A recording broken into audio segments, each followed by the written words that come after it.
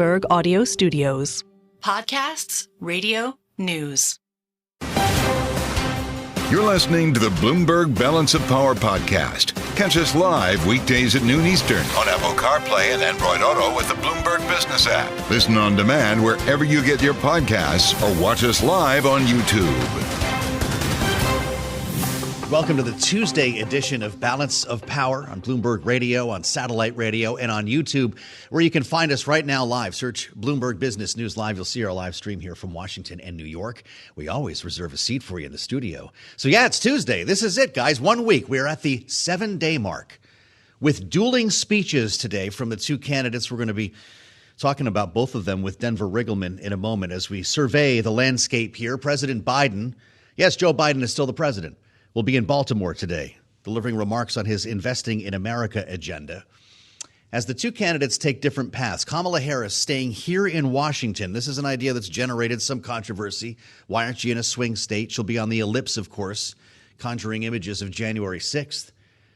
In a speech that seems to be pivoting into something more optimistic, talking about her overall agenda, drawing distinctions between herself and Donald Trump, who's going to be in Allentown, which is very curious today. I believe the largest Latino population in Pennsylvania, in Allentown, as remarks from Madison Square Garden catch fire and the campaign finds itself playing defense. Again, here we are with a real contrast, but polls that are tied. Denver Riggleman is with us in Washington, of course, former congressman, former Republican congressman, and also one of the forces behind Republicans for Harris. You're in town to see this thing unfold on the ellipse, aren't you? Welcome. I am. To the studio. Well, thank you for having me. And yeah, I am. It's what a, I know we were talking a little bit beforehand, but what a full circle for me from the January 6th investigation. Yeah. You know, how it started on the ellipse, right, with Donald Trump. And here I am going to be there with Republicans for Harris. It's just. So what's going through your mind? Surreal. And what do you think about this argument over her choice of venue, the optics, a week out when she could be talking about the economy in Michigan? She's here in Washington bringing people back to a dark moment in our history. I think after Madison Square Garden and what you saw at the rally, I think this is a brilliant move. You know, I was thinking about this a little bit myself, but after the MSG debacle, if you want to call it that, I think what she's doing here is she's saying that America needs to come together and in a place, right, where the Constitution's maybe its strongest is right here at the seat of power of the United States in Washington, D.C. So I think it's actually a masterstroke after what happened in Madison Square Garden. Interesting. This speech appears to be evolving. Maybe you can even speak to this with your sources and your partners, I guess, in the campaign. There were worries that she would paint this dark picture and talk about Trump more than her own ideas as a potential president of the United States. Now, this is shifting to optics to say, hey, but maybe people could picture her in this office instead of talking about Trump. She could talk optimistically about the economy, her to-do list versus his enemies list. That's not the narrative that we were hearing even a couple of days ago. Is it the right direction? I think so. Again, you know, it seems that I think if you're a consultant, you're looking at the campaign, Joe, again, after Madison Square Garden, like, well, one of the biggest self-owns and self-inflicted October surprises ever might have happened at Madison Square Garden. Why don't we present a vision of goodness, right? A future, a message that says, hey, we can go forward from this. We are not this. And I think that's where she's going now. And again, you got to be able to flex. You know, I've been in a couple campaigns. I think you got to be able to flex to what your opponent is doing. And if your opponent is destroying themselves, I think you start to present that positive message, your economic outlook, and how you can differentiate yourself from somebody like Donald Trump. That's really interesting. So you watched this thing unfold at Madison Square Garden, it sounds like, 5+ hours. Jokes I can't tell on the air. Some of them have been told on the air and have caused a real reaction in the Puerto Rican community and the Latino community for good reason. We heard from J.D. Vance, though, that people need to learn to take a joke, essentially. And I wonder your thoughts on this idea of going too far with PC versus having respect for people and their backgrounds. I think, you know, I was watching some comics actually debate this, and all of them said, what is this punching down racism stuff, right?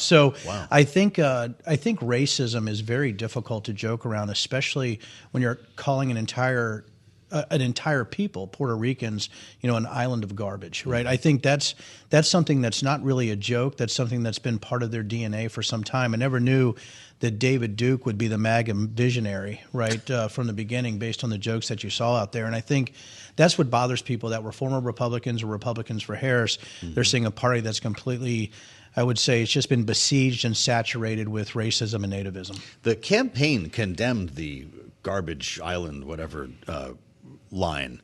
Should they have gone further? Because there were a lot of other people up there saying a lot of other things. It was so. I mean, calling Kamala Harris the Antichrist is always one. That was one, which I have been called the tool of the Antichrist. I haven't gotten to Antichrist completely, but I've been called the tool of the Antichrist. You guys are associated once again. So now the Republicans with Harris, we're very close. For me, I think looking at what you're seeing with the name calling, I think is just something that is just happened over and over again to the point now they can be out and out racist. But J.D. Vance doesn't seem to be following the campaign's messaging about apologizing for it. It's like, can you just take a joke? And think about the person that they had on there. That's somebody that liked to, just an awful human being. And I think that's and somebody who's been associated with some bad folks. I just don't get it. Hulk Hogan was part of the picture. The gentleman who they had up there to do, I guess, a live art piece opened with a message to the art world, which was his middle finger. The contrast I go back to is great here. How is this tied 50-50? Is it simply the state of America tied 50-50? I think it is. I mean, people aren't confused about these candidates. They can't be confused about these candidates. And now it's to a point that when you're talking about the disassociation of reality from a lot of the people who are voting for Trump, you're also talking about a morality issue now. Now it's not about the morality of Trump. Maybe, again, it's about the morality of us as a nation. And at some point, when are we going to stop a nativist individual who said the things that he's done? But let's cut to the chase here. Somebody that's been found guilty or been found liable for sexual abuse, somebody who's a felon, somebody who said he would pardon J6 individuals, which again is why I'm glad Kamala Harris is doing that tonight. How are we voting for somebody like this? And again, it goes back to, I think, some more traditional old school Republicans don't understand it. So Denver Riggleman just said it out loud, right? We choose the people who represent us. This isn't the other way around here. No, and we need to remember that when we wonder why the nation is going in the direction it is on either side. I want to ask you about something that was said at Madison Square Garden that doesn't involve insults. Oh my goodness. There were a couple of look. You had to look hard for that. Yeah. By the way, Donald Trump, nobody talks about what Trump said that night. It was everyone before him. He talked about the Speaker of the House, who had a speaking role, Mike Johnson, and a secret he suggested they share. Let's bring everyone back to New York the other night. With me, we got to get the congressmen elected and we got to get the senators elected, because we can take the Senate pretty easily. And I think with our little secret, we're going to do really well with the House, right? Our little secret is having a big impact. He and I have a secret. We'll tell you what it is when the race is over. Do you know what it is already? I guess the secret wasn't racism during a rally. That wasn't the secret, because that's out. But I think somebody who's looked at everything that could happen when you're talking about election probabilities or those trying to disenfranchise voters at the state, local, and county levels, what's happening right with the election, or what could happen in Congress with rejecting the electors, I don't think there's really a lot of secrets left really that they could play, unless it was a cell phone that you saw at Madison Square Garden. So, everybody, I think, wants to conjecture, or they want to opine that maybe it's about, trying to throw the actual election to the House of Representatives. Is it as simple as that? It might be. But I do think that I wouldn't worry as much about the secret that he's talking about with all the factors and all the courses of action, or all the things that could happen anyway based on what happened on January 6th and what you've been hearing from people for the past 4 years in the MAGA wing of the GOP. You might have seen the Siena College New York Times poll that put the race at a tie a couple of days ago. There was an important number in this survey that I suspect would resonate with you. Nearly half of all likely voters, 46%, say the former president was acting within the bounds of his authority when he tried to overturn the results of the 2020 election. 46%, that is an increase from the 39% of voters who said the same in July of 2022. He has succeeded in sanding down the edges on this narrative. A lot of people think that he was within his rights to do this, and did not stoke the violence that we saw at the Capitol. What do you make of that? What I make of it first is I think the disinformation propaganda arm of social media and alternative media is so very strong. I think Democrats, independents, center-right individuals even, I think they underestimate the power of the far-right MAGA ecosystem in a way that they can message. I also believe that there's some complicity here with individuals afraid to bluntly call out what happened on January 6th coup-like movements to take over our government. And it is incredible to me that when you have two parties, you do have to align. If you say, hey, I'm going to be a Republican no matter what, you're going to fall into that line that somehow this was just a peaceful day, a day of love, is that he's trying to present it now on January 6th. Yeah. And it's absolutely ludicrous. And I think one of the things that we have to fight as we go forward is this massive disinformation surge from domestic and foreign sources, but it's education. I think ignorance is maybe one of our biggest threats to the United States right now. And I don't want to go so far as to say stupidity is our biggest threat, but I think it's getting there. You living on the road for the next couple of days? Yeah, what's the next week like for you? Well, I'm here for the ellipse speech, and I've been asked to do something special. I think it's a bit of a secret. I told you. I think I got to keep that under the hood with somebody very funny. What I might be doing before the election. Let me know when we can make that. I would love to do that because I've been asked to be with somebody incredibly talented and funny. To make fun of some of the things that Giuliani might have done in his past, if somebody wants to guess at that. But and it's going to be very bad for Donald Trump. But you're going to do some landscaping. No, I wish. Stop it, Joe. So I think, but I think that what we're talking about is me trying to be on as many media channels as I can be. Listen, I don't know if spitting facts at this point is the right thing, but I'm going to continue to do it because that's what we have to be as Americans. And as somebody who's represented the United States, I have to make sure that I spit facts and make sure we support the person who's going to support the Constitution. He's the founder of RIIG Security, former Republican congressman. I'll be thinking of you tonight while I watch this. Yeah, we're RIIG Technology now. We're RIIG Technology, RIIG ladies Technology and gentlemen. now. Yeah, Denver Riggleman that's right. In the flesh. This is Bloomberg. You're listening to the Bloomberg Balance of Power podcast. Catch us live weekdays at noon Eastern on Apple CarPlay and Android Auto with the Bloomberg Business app. You can also listen live on Amazon Alexa from our flagship New York station. Just say, Alexa, play Bloomberg 1130. Knowing that Kamala Harris has been spending a lot of time in swing states and most recently in Pennsylvania on Sunday while Donald Trump was at Madison Square Garden, appealing to young voters of color. This is something that we talked about with Mark Morial in the late edition of Balance of Power yesterday. This is in advance of a conversation we're going to have with Derrick Johnson from the NAACP out with their final poll before the election against the backdrop of a narrative that Kamala Harris is struggling to maintain and win over the support of young men of color. This is something that Mark Morial took issue with, as we heard here on Bloomberg TV and radio. Let's listen. There is no doubt, in this instance, many black men whose votes are competitive, who are up for grabs. And so Kamala Harris has got to earn those votes by educating people about both her platform, her stance, and her record.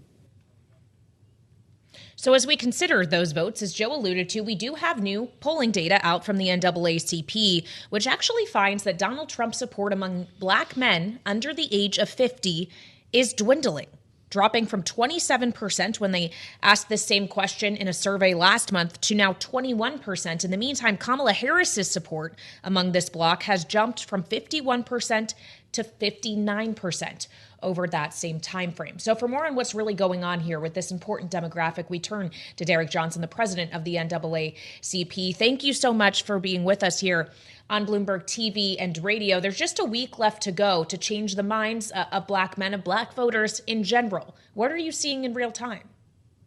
Well, it is the trend of what happens during this stage of the election cycle.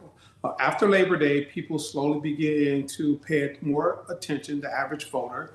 The closer we get to the election day, we are finding, as we've always found, that as people pay attention, they educate themselves around what's important.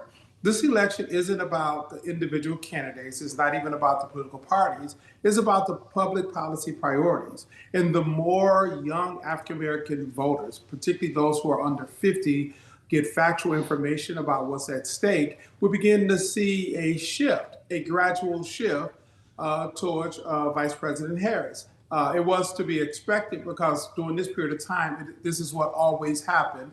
But it's really important that those voters are spoken with, they're listened to, and as they understand the value and the importance of their vote. Director Johnson, it's good to have you back on Bloomberg TV and radio. You know the narrative that we heard over the summer, to your point, before Labor Day, although a little bit after. The story was that young men of color were gravitating toward Donald Trump, that this was a Republican nominee that was accomplishing something that the GOP was not used to, making inroads with a community that was typically not favorable to the Republican candidate or the nominee in this case. Does he deserve some credit as a Republican for crossing those lines to break through with young black men? Well, embedded in your question is if that was a factual statement. I have heard over the last 5 election cycles about this drifting of core Democratic voters in one direction as a result of some strategy from the Republican Party. I recall hearing it in 2000 and 2004 as it relates to the Latino community. I can recall hearing some of the same narrative around the African American community, broadly speaking, particularly 2012 and 2016, especially 2016. And so that's a narrative that's great for media consumption, but I have yet to find any factual basis for much of the narrative.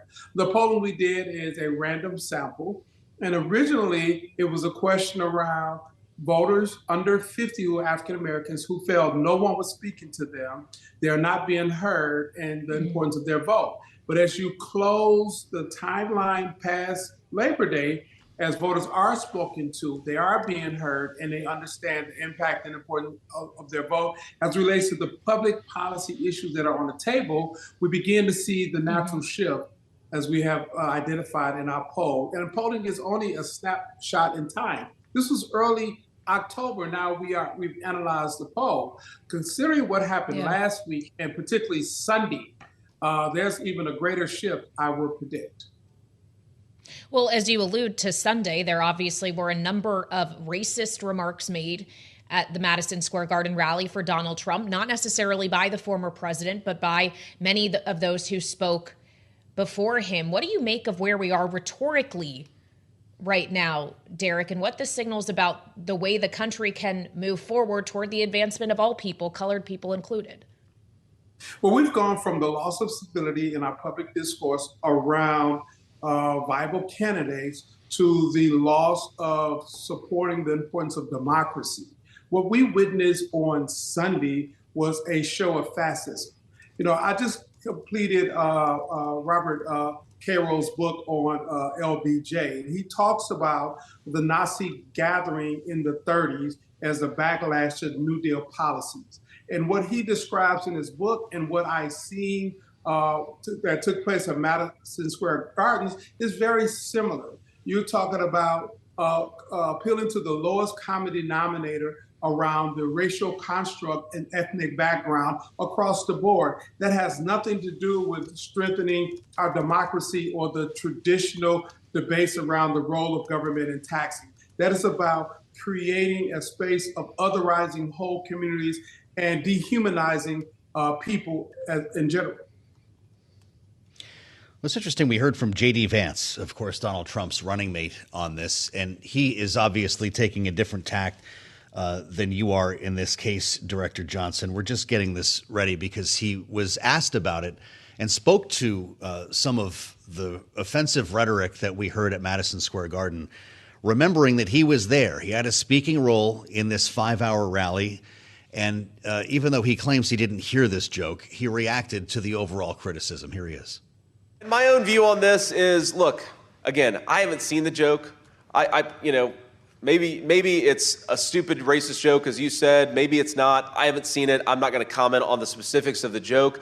But I think that we have to stop getting so offended at every little thing in the United States of America. I'm so over it. Just want you to react to that, Derrick Johnson, that we're too easily offended at every little thing in the United States of America.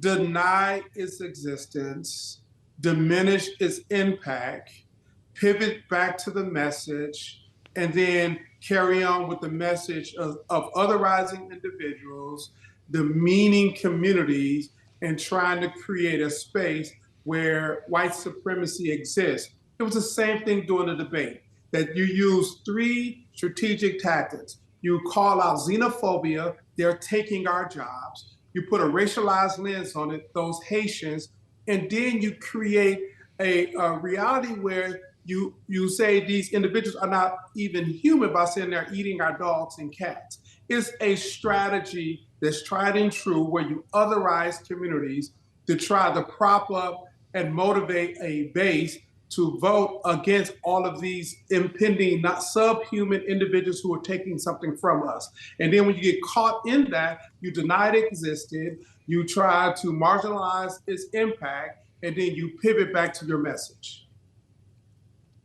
So that's the messaging we're hearing from one side. Derrick, we'll hear more messaging, the closing argument as it's being billed from Kamala Harris tonight at the Ellipse here in Washington. What does she need to say to Black voters? Well, I don't think it's one side versus the other side in this case. It's those who support democracy and celebrate the diversity that we have grown into being. You know, I recall being in school and we talked about America as a mixing pot.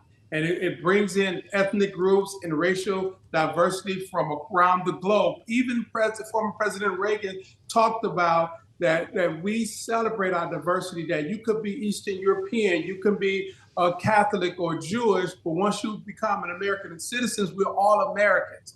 And that was 1980, the 1980s Ronald Reagan.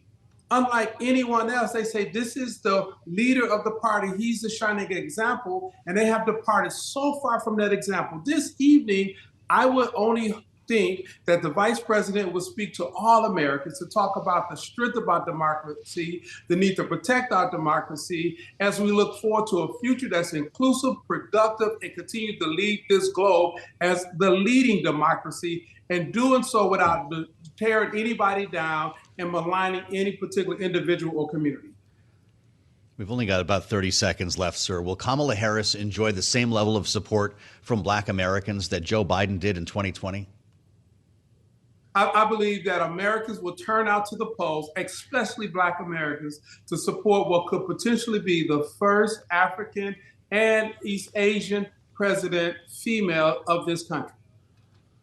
Appreciate your sharing the new polling info with us. Stay in touch with us. Derrick Johnson, of course, President, CEO of the NAACP, in an important conversation here on Bloomberg TV and radio. We'll assemble our panel next on the fastest show in politics. They're with us today, Rick Davis and Jeanne Zaino. With 1 week to go, we'll look ahead at the dueling speeches, the closing arguments, and the stakes at hand in this election, as you would expect, right here on Bloomberg TV and radio. You're listening to the Bloomberg Balance of Power podcast. Catch us live weekdays at noon Eastern on Apple CarPlay and Android Auto with the Bloomberg Business app. Listen on demand wherever you get your podcasts or watch us live on YouTube.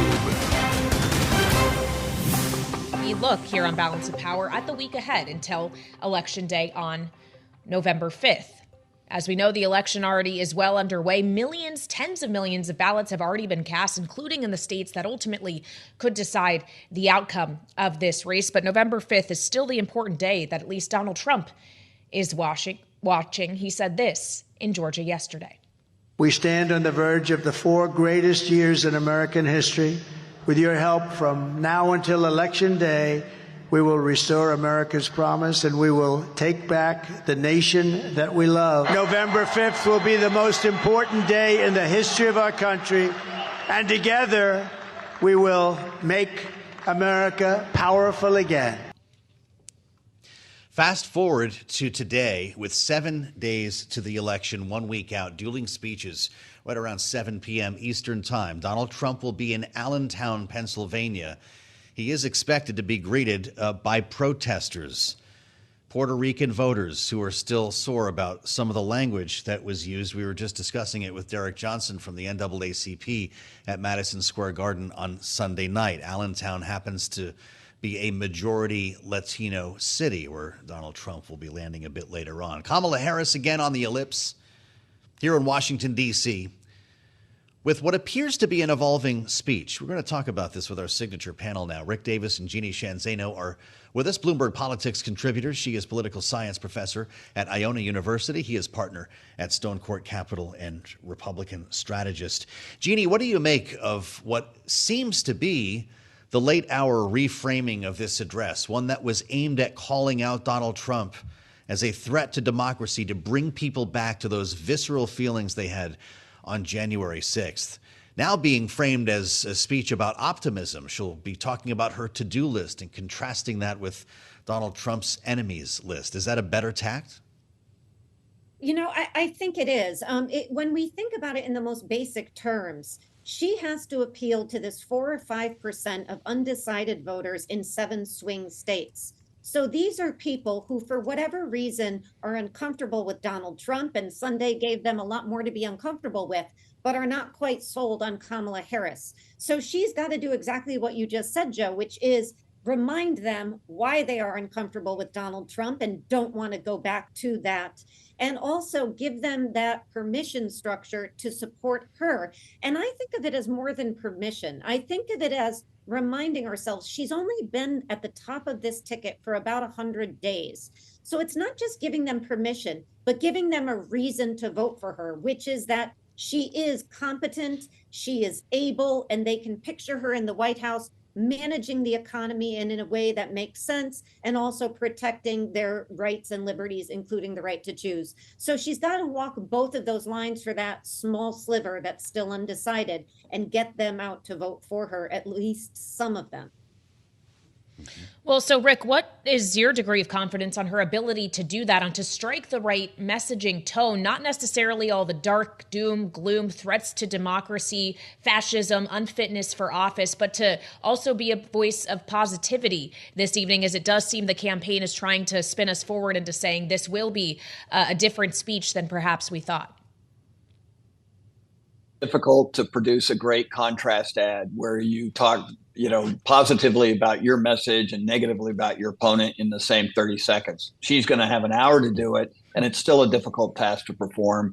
The reality is that I think it's somewhat challenged to do it in a place that harkens back such memories as January 6th, and overcoming the idea that you're going to be there in Washington on the Mall at the site where Donald Trump launched an insurrection against the democracy and attacked the Capitol, and then not make that about the speech actually doesn't make any sense to me. If you want to talk about your plans going forward, what you're going to do on day one, how you're going to improve the lives of Americans, who 64% of which say the country is on the wrong track during her administration, then why would you do it in a place that actually isn't going to appeal physically to that same message? Why don't you go to a state that has actually been reeling from economic downturn that's occurred in your administration and talk about how you're different than this administration? I mean, it just doesn't really make much sense to me, but it's a tough task. And all Donald Trump's got to do in Allentown, after dodging the Puerto Rican protesters, is to say they broke it. You all agree with that. I'm going to fix it. And I fixed it in 2016, and I'll do it again in 2024. So he's got a much easier close task, and he couldn't even get that right, at Madison Square Garden on Sunday. Wow. I wonder if this helps to justify the choice of venue for Kamala Harris this evening, Jeanne. It's polling from Siena College, and a carryover number that we got out of the New York Times today. Jumped off the page. Nearly half of all likely voters, 46%, said Donald Trump was acting within bounds when he tried to overturn the results of the 2020 election. That is an increase from the 39% of voters who said the same in July of 2022. The normalizing of January 6th. Is that enough reason for her to be there? I think that's part of it. I also think the campaign feels that they want to put before voters a reminder, a visual reminder, if you will, choosing this venue, of the seriousness of what they have to do when they go in the voting booth, those who still have to vote. And this is a helpful reminder of that. And I would also just note, Donald Trump was in Mar-a-Lago today giving a prebuttal to Kamala Harris's speech tonight. And what did he say? He said Madison Square Garden was beautiful. It was full of love, far from the apology some people are expecting. And it's a reminder, again, of January 6th, a day when people were attacked, including police officers who eventually died, including people in the protest. Another day he described as a day of love. So it's not just Kamala Harris reminding people of this. It is Donald Trump himself. He is doing himself and his campaign a disservice by not focusing on what his ads are focusing on, quite frankly, which are these policies that people are not happy about. His undisciplined nature is getting caught up with him, essentially. And this is a reminder of that as they go to the ellipse today. Yeah, the love in that room was breathtaking. One quote from Donald Trump's media appearance, I will say, or speech, Rick, because while it was billed as a press conference, he did not, in fact, take any questions in Mar-a-Lago, but he will be in Pennsylvania this evening at the same time Harris is speaking. Does he need to have a better answer to what happened in Madison Square Garden when he speaks in a heavily Puerto Rican area? Yeah, look, I totally agree with Jeanne's assessment. This is maybe the worst run presidential campaign in the general election that we've ever seen. We used to applaud their efforts in the primary because they were pretty good at offsetting their opponents. But ever since they merged into the presumptive nominee perspective, Donald Trump and his campaign has done everything humanly possible to stop him from being president. Frankly, I think he's done more damage to his own campaign than the Harris-Biden campaigns have done to him. And the reality is, it's an easy giveaway, right? He gets up on the speech and he says anything that happened in Mar-a-Lago that fomented racism or division in our community, I'm opposed to. Now, let me get on with my regular speech. But he doesn't do that, right? I mean, like, we've never seen him do that. He called January 6th a day of love recently. So I guess anything that is a negative attack on institutions that we care about and people that are part of our community is an act of love. I don't get it. This should actually be the easiest campaign to win. The Biden administration is horribly unpopular. People have not set aside the impact of inflation. And any Republican worth a grain of salt should be winning by 10 points in this election. The fact that it's this close is a testament to Donald Trump's inability to close the deal and actually act like a mature adult on the campaign trail. Well, Donald Trump is referring to something called the soft foul. Jeanne, we mentioned this a little bit earlier. Speaking yesterday, he said, sometimes I use a little bit, not hard foul, but soft foul, to emphasize something about somebody's capabilities or whatever I might be talking about. He does believe that the insult plays a role in political discourse, and that's why he's not going to apologize later, right? I guess so, but he's really not reading the room. The reality is that he is not a comedian in a comic store. He is running for president of the United States. And that takes a degree of seriousness and discipline that he simply is not exhibiting. And that is what is making even his supporters frustrated. Because if this election is about policy, he has a winning hand. But to Rick's point, he does everything to make it about everything but policy.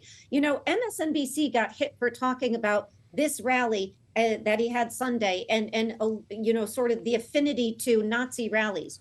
All he had to do was go into MSG and say, I am not a Nazi. We are not that. And he did anything but, as did his campaign, which has really gone off the rails at this point. And it is doing him an enormous disservice. And so if he can contain himself for a week, he might have a shot here. But this is getting from, bad to worse at this point. And the only thing that can help him is if Kamala Harris can't close this deal tonight and as we go forward. All right, Jeanne, Sheehan, Zaino, and Rick Davis, our signature political panel. Thank you both so much for joining us on the Nazi comment. We did hear about that from Donald Trump earlier today, saying he is the opposite of a Nazi. And Melania Trump, his wife, in an appearance on Fox, also said her husband is not a Nazi. I guess it raises the question of if you actually have to say that, what that Well, that's signals. a good point. Reminded me of Gary Busey on Celebrity Apprentice, one of the first seasons, when he explained that an enemy is a friend in reverse. He was pals with Donald Trump, right? If you have to explain that, it does say something about where you are. Yeah, well, we're going to take a look at where we are in one of the key states that matters coming up next. North Carolina, its Secretary of State is going to be joining us in just a few minutes here on Balance of Power. So stay with us. For Kailey Leinz, I'm Kailey Leinz. That's Joe Mathieu. This is Bloomberg TV and radio. You're listening to the Bloomberg Balance of Power podcast. Catch us live weekdays at noon Eastern on Apple CarPlay and Android Auto with the Bloomberg Business app. You can also listen live on Amazon Alexa from our flagship New York station. Just say, Alexa, play Bloomberg 1130. 7 days to Election Day, but of course, a lot of people have already voted. Roughly a third so far as we watch early voting take place in swing states and others around the country here. And as of yesterday, we've had a close eye, Kailey, on North Carolina, of course, suffered enormous damage from Hurricane Helene. And there were a lot of concerns about ballot access. Some rules had to be changed, whether people would even be paying attention to the election, knowing that they had such devastation to deal with. Nearly 3 million people have voted in North Carolina. It's quite remarkable. More than a third of the state's registered voters, the 25 counties that FEMA declared as disaster areas in western North Carolina are also holding up at a pretty healthy clip. It seems the state is doing a really good job. Well, and we wanted to speak with someone from the state on this, as this is ultimately one of the 7 that could decide the Electoral College and therefore the outcome of the presidential election. Joining us now on Bloomberg TV and radio is North Carolina's Secretary of State, Elaine Marshall. Madam Secretary, thank you for being here on Balance of Power. As Joe mentions that we are seeing relatively strong turnout early in some of these areas that were devastated by Hurricane Helene. Are there still problem areas that we should be aware of, people who are having difficulty in figuring out how they can vote in this election, knowing that the deadline for absentee ballots to be requested in North Carolina is today? Well, thank you so much for having me on, and thank you very much for your interest in North Carolina. Indeed, Western North Carolina was devastated. There are some things about Western North Carolina that are heartbreaking, and there are others that are heartwarming. The fact that the voting is not appreciably off in Western North Carolina, considering 4 years ago, that's very heartwarming. What is heartbreaking is some misinformation about voting and about FEMA relief out there. To update your numbers a little bit more, as of last night, it was over 3.1 million North Carolinians who had voted. So we are on a very good pathway to have an excellent turnout. And we've got up until Saturday at 2 o'clock or 3 o'clock in the afternoon and until everybody can vote. Now, or until the early voting, and then we go to Election Day. There have been some changes that help improve the access in Western North Carolina. The General Assembly did a couple of things. They added some early vote sites in 2 different counties that were pretty hard hit to make it easier for folks to reach an early vote site. Another thing that they did regards absentee ballots. Previously, the law was that you had to return your absentee ballot to the county that issued it. They've changed that so that the absentee ballot can be returned to any county in North Carolina, and it will be counted. Folks that may have lost their absentee ballot because of the flood washing it away, or it was in the mail and the mail was washed away, they can get a new one. Of course, only one can be voted. If someone attempts to file a second one, that would be a campaign violation. But they're barcoded. And so we track ballots. Anybody, whether they're in the disaster area or not, can see that their vote has been counted. I voted the very first day of early voting, and it shows that I have voted and that my ballot was accepted. So it's in there to be read when they start reading the absentee ballots. So we've done several things here in North Carolina to help make it easier for folks. That doesn't mean the roads are great up there in some places, but certainly we want everybody who's possible to come to North Carolina and spend money, because so much of Western North Carolina is based upon its beauty and its hospitality industry. So please come back soon and be with us. Well, that was quite an update, on the ground view in real time, Secretary. You've had a lot of tough stuff thrown at you here. And I wonder what has been the greater challenge for you, the storm damage itself or the mis and disinformation that followed the hurricane that you referred to? Well, it's pretty hard to balance it out, but mis and disinformation is always a threat to democracy. And that is becoming a pattern. Whereas this natural disaster, we hope that we never see anything more like it again to that extent of damage. But mis and disinformation and how it changes people's mind and how people don't really use their good thinking brain to think through some things that they hear about out there is just pretty disturbing. And the fact that some people don't really haven't really studied civics and understand the different branches of government and the who can do what. And, people can make outrageous statements when certain people have no authority over that particular thing at all. So you got to look for trusted voices to give reliable, good information. And we hope that people will, do a little research to figure out who is a trusted voice. Well, let's talk about one voice in a statement that has been made. Congressman Andy Harris of North Carolina, a member of the U.S. House of Representatives, has said because of Hurricane Helene, the state legislature should consider awarding all of North Carolina's electoral votes to Donald Trump before the votes are counted. What is your response to that, Madam Secretary? I hate to be making a correction here, but it has gotten out. Representative Harris is a Maryland representative. He is the head of the Freedom Caucus. He is not a North Carolina representative. You're right. I apologize. Thank you for correcting me. That got twisted. Well, what he is saying, in essence, is that because of the disaster that affects about a million plus people, that we should disenfranchise the other 6.5 million voters in North Carolina. Now, that is an idea who does not have anywhere to go. That's a terrible idea. It is very anti-democratic. And fortunately, Representative Patrick McHenry, who is from the mountains and was on the higher leadership teams of the Republican leadership in the House, has debunked what this person has said. What is kind of bad about some of the disinformation is that even though our Western leaders, who are predominantly Republican, have said that these things are not correct, whether it's FEMA, other issues, they're not really calling out the voices that have amplified it, such as the presidential and vice presidential candidates on the Republican ticket. And I'm just very sorry that they're harming our people through this disinformation and negligent speaking campaign. We should note that Harris has since then, he was having a theoretical conversation for what it's worth. It doesn't seem that's going to be happening. Secretary, I wonder your thoughts on an important visit to Asheville from Tim Walz and whether Asheville is prepared, whether logistically this might present challenges to voters trying to get to the polls, never mind rebuild from the storm. Well, there's going to be difficulty getting around Asheville.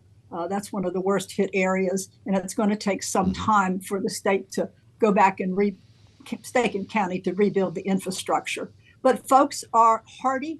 The schools in Western North Carolina are all open, or one last one will be coming on the week of election. So, we're back to normal. Appalachian State and Western Carolina had football games last weekend. Sadly, only one of the two won. But, life is getting back to normal. Mountain people are incredibly resilient. You have to be to live in the mountains. That's just one of the inevitabilities. It's beautiful, but at times it's harsh.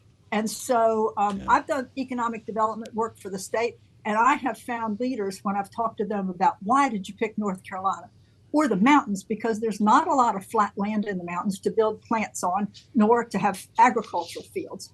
And this one particular company leader told me it was because of the resiliency of the people. Their work ethic was high. They were determined to do a good job, and they did a good job. This is a parts company for electrical switches and things like that. So our reputation for resiliency is well earned, and the people up there are determined they're going to rebuild. And we're determined here in the eastern part of the state and in government that we're going to facilitate that rebuilding. Well, and we certainly wish you and everyone in the state, all those affected, luck with that rebuild. As we consider ultimately what we're going to see in North Carolina on a shorter term timeline on next Tuesday, Election Day, we have a lot of questions about how long it will take to figure out who won that state and a number of other states as well. I know your role is specifically to convene the state electors to ultimately certify those results. That will happen weeks after Election Day. But how long do you think it will be before North Carolina knows who those electoral votes are going to be committed to? Well, it's not going to be that night. I don't think. I don't think we've had any early nights in North Carolina in the last several years. And with more poll watchers who have been approved by the General Assembly, and in my opinion, more gotcha kind of things where there can be errors or negligent errors on the envelope for absentee ballots, there may be some more challenges than we've ever seen to voting. I pray that that's not the case. I hope that I know that democracy will prevail, but that the poll watchers will do what they're supposed to do, which is stay out of the way of the voters, not watching the voting, and not chill voters, because poll watchers can do that. People feel intimidated if there are more people hanging around inside the voting area. That's just inevitable. So poll watchers used to have some very strict restrictions about where they could be and how long they could be there and those kind of things. But those have been lifted. And unfortunately, we think that there is training going on in this state to try to pick issues about people and report to the election officials in the effort to challenge certain voters. Intimidation of voters should never be a part of the American electorate. Nor should intimidation of election workers, Secretary. It's become a pretty dangerous job in some places. Being an election worker is certainly one fraught with risk physically, if not socially, as we experienced following the 2020 elections. How's morale on your team? Well, it's not really my team, since it's the State Board of Elections rather than my office. But I do know from anecdotal information that folks are two things. Number one, they're mindful because of what they're hearing in other states happening. And so they're taking special precautions for their own safety. The other is that election workers do it not for the pleasure of sitting there for 12 hours a day and then more work later. And, it's a hard job. They do it because they're dedicated to their fellow citizens and they're dedicated to democracy. So we don't need to do anything to impact that. We need to lift these people up, protect them in all ways that we can. And our Board of Elections has multiple points of security, multiple engagements with various levels of law enforcement in case that's needed. Hopefully it will not be.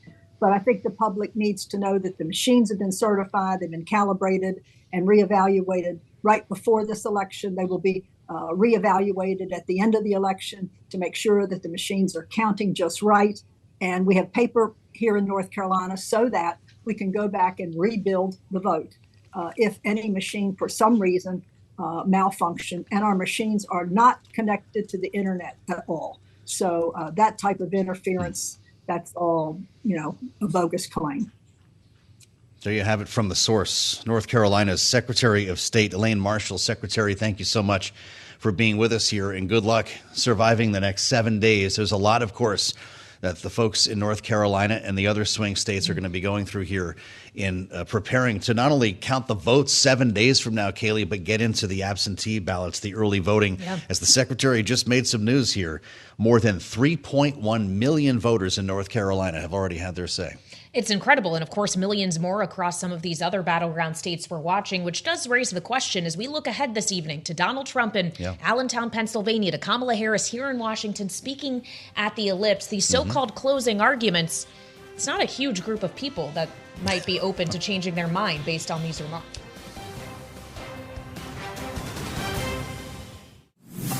Thanks for listening to the Balance of Power podcast.